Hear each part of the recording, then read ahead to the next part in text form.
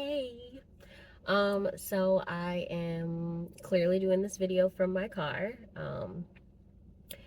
because I'm on my way to get my nails done. I had an appointment earlier. It finished sooner than expected. So I didn't want to roll up to my nail appointment a half hour early because that's just, I believe in being early, but I think that that is a smidge, not even a smidge. That's a lot early. So then that's verging on like being I don't know. To me, it's rude to show up that early because then I feel like it puts pressure on people to like hurry up and finish the. Anyway, it doesn't matter. Anyway, so this is the quarter two wrap up for 2024. So I'm going to be talking about the books that I read from May to August of 2024.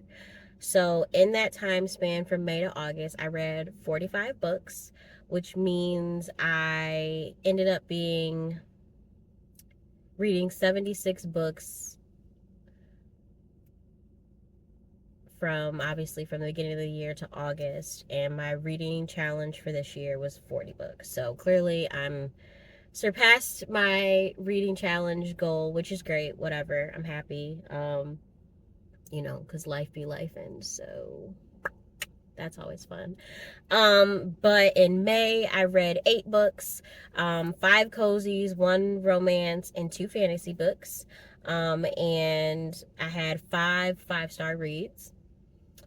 In June, I read 14 books, 5 young adult books, 3 romance, 3 cozies, 1 fantasy, 1 nonfiction, and 1 thriller. And I had 8 5-star reads. July, I read 13 books, 2 YA, 4 cozy, 1 fantasy, 3 romance, 2 nonfiction, 1 sci-fi, and I had 8 5-star reads. And then August, I read 10 books, 2 YA, 3 cozy, and then 5 romances, and I had 6 5-star reads. So I read the least amount of books in May, the most amount of books in June, and then June and July were tied for the amount of 5-star reads that I had. So I was gonna say, I clearly have been reading my butt off. So I'll be honest, I don't remember half of the things that I read. Just because it's been a lot going on. Work's been busy. I am studying to get my certification to be a CFLE. So I've been trying to get back into the swing of like studying, because I obviously graduated with my master's like 4 years ago at this point. So it's been a while since I've been in like school mode. But I was gonna say, I mean, what? It's so stressful looking back at this, but let's see. In May, I started a new cozy mystery series, a domestic partners in crime mystery, by Frank Anthony Polito. He is a Michigan author, and his series takes place in Pleasant Woods or Pleasant View, Michigan. I feel so bad that I don't know off the top of my head. But it takes like place in a suburb of Detroit, and it's super funny. He obviously wrote the cozy mystery. I listened to the audiobooks, and he actually does narration for the audiobooks. So I thought that was cool because he knows how he wants his characters to come across, how he wants them to sound, which I think is good because I know sometimes when I'm reading a book and then if I pick up the audiobook later, I'm like, this narrator does not sound like how I thought they would sound in my head, if that makes sense. So it was really cool to kind of read that. But yeah, so I read obviously the first 2 books in May. I just read the newest book, Haunted to Death. So the first book in the series is Renovated to Death. And then the second book was Rehearsed to Death, and then obviously Haunted to Death was the one that came out in August, so last month. They were all 5-star reads for me. It was funny, it was engaging. There wasn't a lot of like, oh, woe is me, I'm down on my luck and I'm starting over, which I feel like a lot of cozy mystery series, that's how they give their backgrounds to their main characters. And there's nothing wrong with that. I do enjoy like okay, like I've finished this section of my, or I shouldn't say section, this season in my life, and now I'm starting over. I want to do, you know, something different. Because I do like that aspect, but sometimes I like a break. Like there are so many books that there's just so many books out there, especially cozy mysteries, like, oh, I'm widowed, I'm divorced, I'm an empty nester, or things like that. And I get that people's lives go through transitions, and I appreciate that.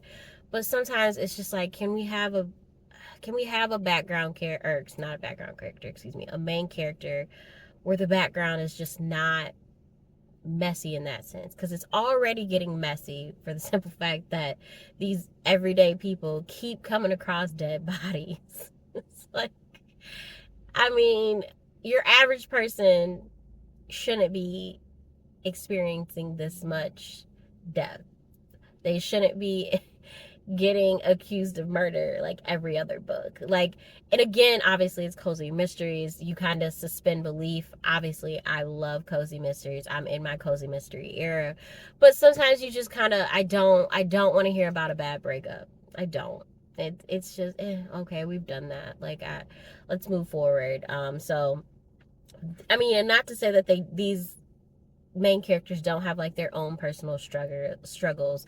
Like our main character, PJ, well, his name is Peter, but he goes by PJ Penwell. That's like his author name. He is a writer, and he is experiencing like writer's block. So like that's like clearly a personal struggle, but it doesn't, it's not gonna come back to bite him. You know what I mean? Because I notice that if a cozy mystery main character, if they've experienced any type of breakup before the book starts, their ex always comes back in this like mix at some point. Either their ex becomes the murder victim, or their ex is accused of the murder, and it's just all like, we already don't like this person because we were told at the beginning of the book, like, oh, they cheated, they did this, that, and the third. So it's like, we don't care if they get accused of murder. We don't care if they're the murder victim. It's just like, why should our main character be the main suspect or help him or her not catch a case? It's like, dude, I feel like they kind of deserve it. But anyway, I digress. But that series is really good. If you haven't read it, I highly encourage you to read it. All 3 books are out. They're all available in print, ebook format, and also audiobook. So that was really good. Vivian Chin, you guys know I love her Noodle Shop mystery series. She released a novella. It was like 55 pages. It was super cute. I loved it. It's gone to Hot Pot. So it's actually, Lana Lee, it takes place when Lana Lee is away in the 9th book. So her roommate, Megan, and what is her name? Her friend, that's Kimmy. So Megan and Kimmy, basically, they lose Kiki, or not Kiki, I'm sorry, Kikuman. I think I'm saying that right. Lana's dog, her little pug. They lose her, and they have to basically like figure out where she went. So it's really cute, short read, but I loved it. It was great. And then I was gonna say, I read the Book of Tea series. Well, it's a duology. So A Magic Steeped in Poison, and then the second book is, excuse me, A Venom Dark and Sweet. It's like a YA fantasy. It was super, not something that I would have normally picked. The covers are gorgeous, so I probably would have picked them up because of the covers, but I digress. But it's a really good series. I really liked it. I'll read the synopsis if you're interested in, obviously, a fantasy. So it says I'm already messing up these names. I listened to it on audio. So the only thing worse than losing her mother is knowing that it's her fault. She was the one who unknowingly brewed the poison tea that killed her, the poison tea that now threatens to take her sister's shoe. When Nin hears of a competition to find the kingdom's greatest Shinongshi mastered, yeah, I know I'm butchering it, of the ancient and magical art of tea making, she travels to the imperial city to compete. The winner will receive a favor from the princess, which may be Nin's only chance to save her sister's life. But between backstabbing competitors, bloody court politics, and a mysterious and handsome boy with shocking secret, Nin might actually be the one in more danger. So it was really good. A lot of twists and turns. It was high stakes, you guys. The whole time I was listening to the audiobook, I'm like, oh my god, oh shit, oh, like that was literally like, I love the audiobook. It was a great narrator, and obviously the book was great as well. So if you haven't read that series and you're interested in that type of fantasy YA life, I would definitely encourage you to read it. Same thing with To Gaze Upon Wicked Gods by Molly X. Chang. I loved it. I listened to the audiobook. The cover's gorgeous. It was everything that I wanted. And I don't know, I just randomly saw it like on Bookstagram, and I was just all like, I'll give it a shot. It sounded cute, or I shouldn't say cute. It sounded good.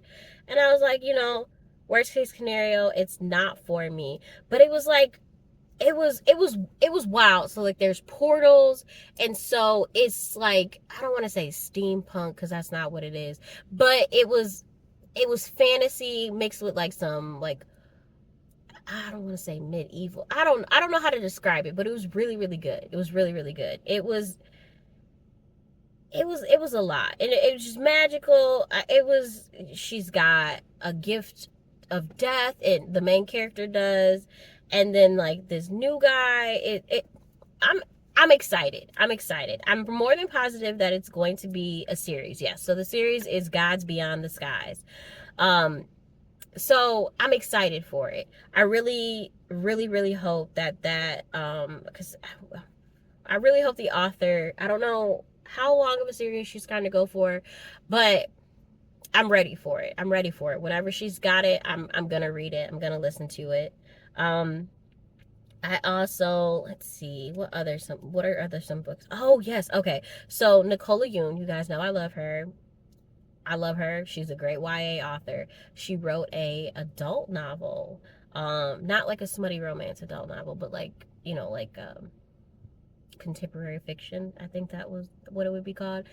It's One of Our Kind. It's about basically this couple. They're a couple. They're a black couple. They've got a young son, and they move to like this black utopia.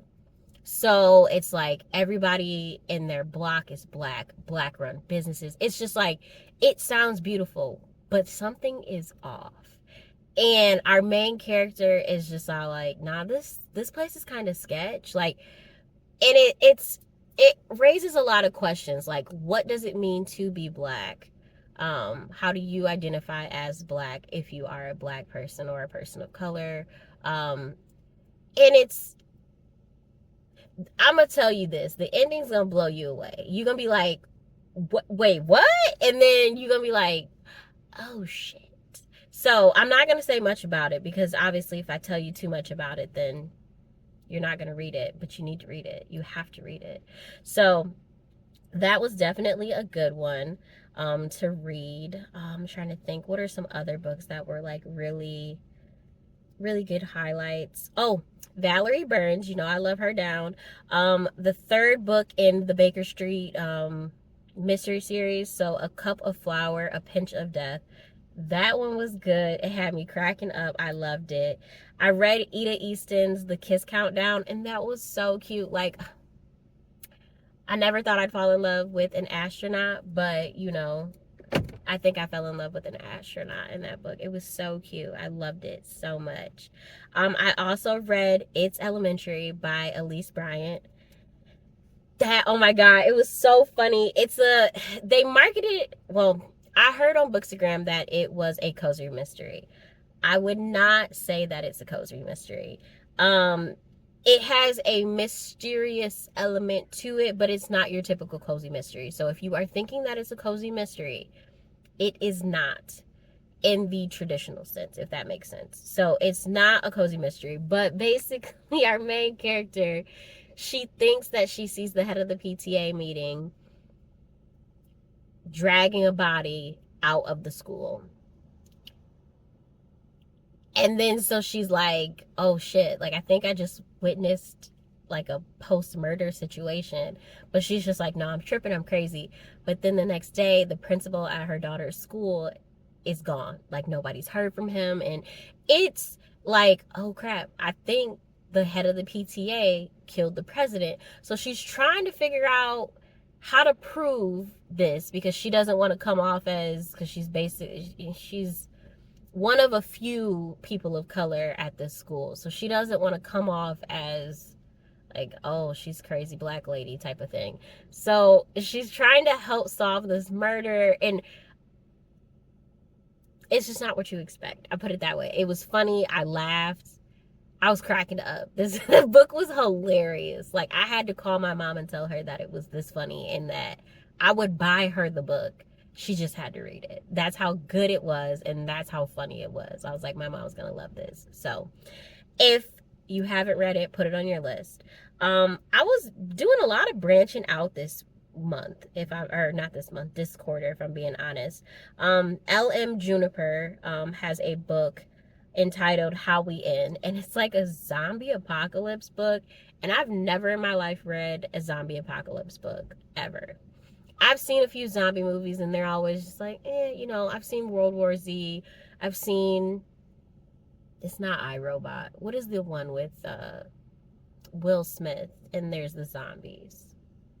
And he like has to kill his dog. Whatever that movie is, I've seen that. Well, I've seen most of it. And that means zombie movies just aren't my go-to. I mean, they're not bad, but they're just not my cup of tea.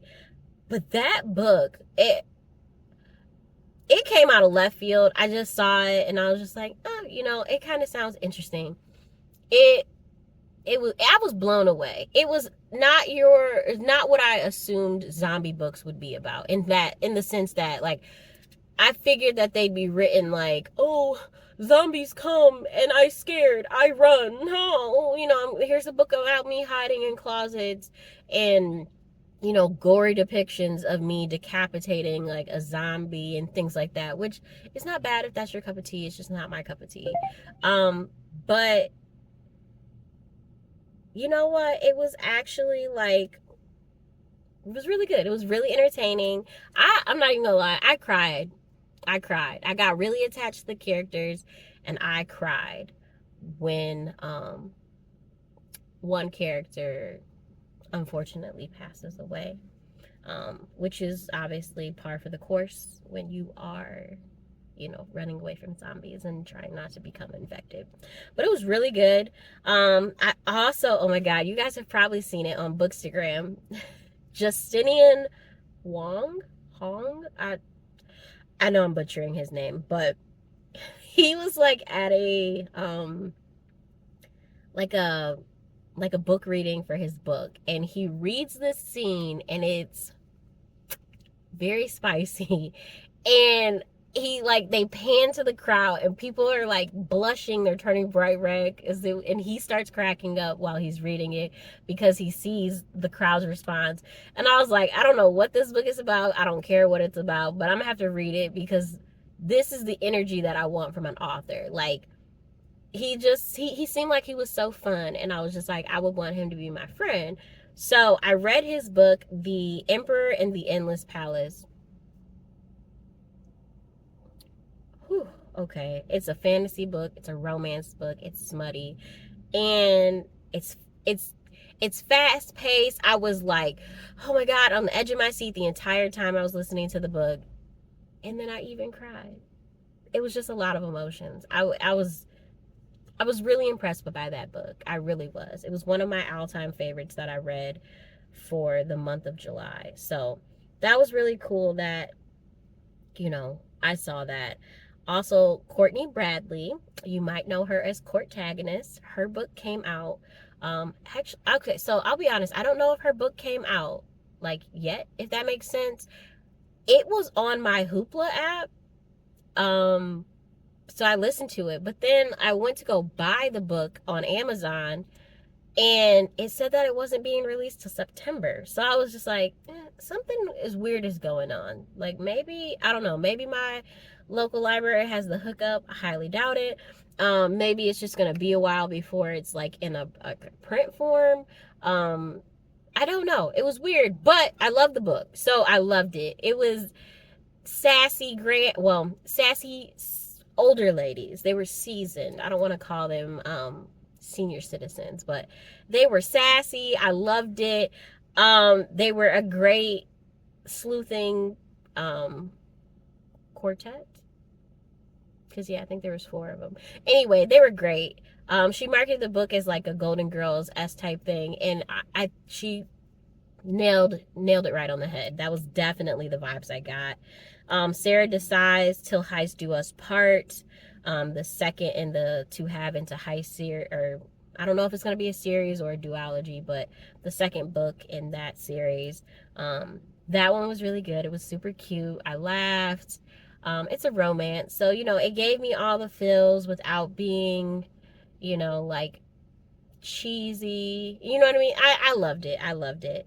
And then I was gonna say, okay, Simone Sultani. I don't know. I saw this book. I can't remember. I'm so mad. I can't remember the book Instagrammer's name, but I will, if I find it, I will link her below.